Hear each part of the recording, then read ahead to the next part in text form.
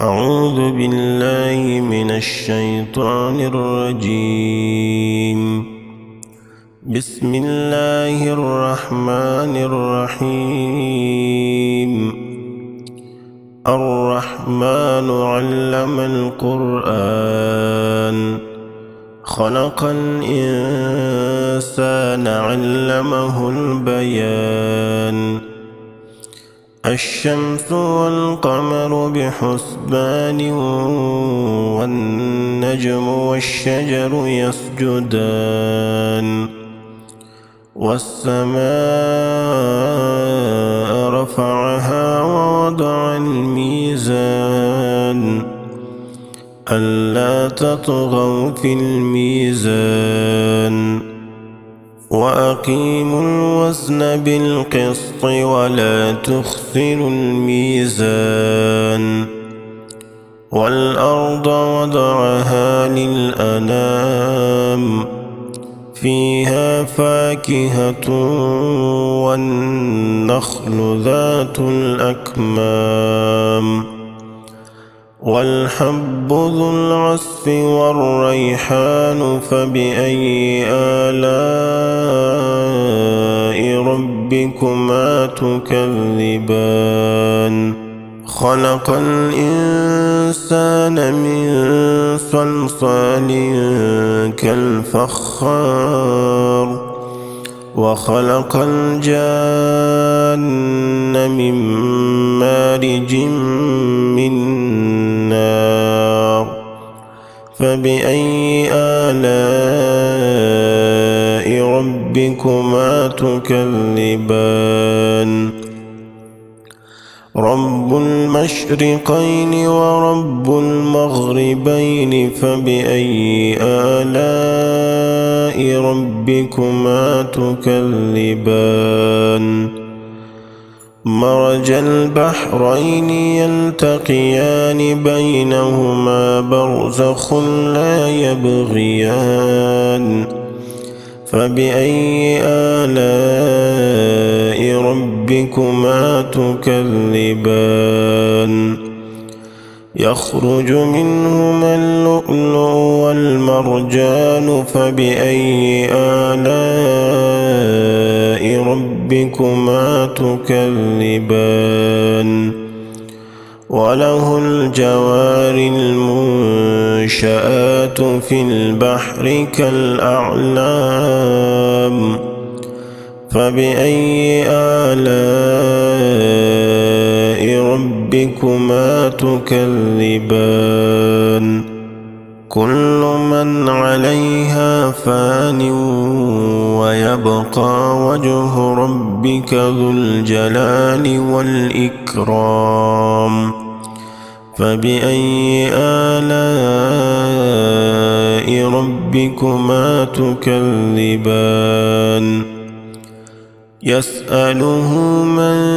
في السماوات والأرض كل يوم هو في شأن فبأي آلاء ربكما تكذبان سنفرغ لكم أيها الثقلان فبأي آلاء ربكما تكذبان يا معشر الجن والإنس إن استطعتم أن تنفذوا من أقطار السماوات والأرض فانفذوا لا تنفذون إلا بسلطان فبأي آلاء ربكما تكذبان يرسل عليكما شواظ من نار ونحاس فلا تنتصران فبأي آلاء ربكما تكذبان فإذا انشقت السماء فكانت وردة كالدهان فبأي آلاء ربكما تكذبان فيومئذ لا يسأل عن ذنبه إنس ولا جان فبأي آلاء ربكما تكذبان يعرف المجرمون بسيماهم فيؤخذ بالنواصي والأقدام فبأي آلاء ربكما تكذبان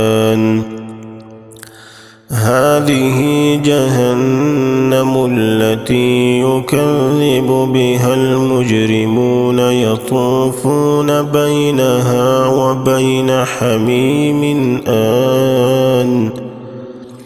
فبأي آلاء ربكما تكذبان ولمن خاف مقام ربه جنتان فبأي آلاء ربكما تكذبان ذواتا أفنان فبأي آلاء ربكما تكذبان فيهما عينان تجريان فبأي آلاء ربكما تكذبان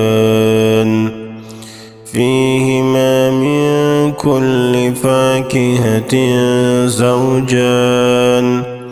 فبأي آلاء ربكما تكذبان متكئين على فرش بطائنها من استبرق وجنى الجنتين دان فبأي آلاء ربكما تكذبان فيهن قاصرات الطرف لم يطمثهن إنس قبلهم ولا جان فبأي آلاء ربكما تكذبان كأنهن الياقوت والمرجان فبأي آلاء ربكما تكذبان هل جزاء الإحسان إلا الإحسان فبأي آلاء ربكما تكذبان ومن دونهما جنتان فبأي آلاء ربكما تكذبان مدهامتان فبأي آلاء ربكما تكذبان فيهما عينان نضاختان فبأي آلاء ربكما تكذبان فيهما فاكهة ونخل ورمان فبأي آلاء ربكما تكذبان فيهن خيرات حسان فبأي آلاء ربكما تكذبان حور مقصورات في الخيام فبأي آلاء ربكما تكذبان لم يطمثهن إنس قبلهم ولا جان فبأي آلاء ربكما تكذبان متكئين على رفرف خضر وعبقري حسان فبأي آلاء ربكما تكذبان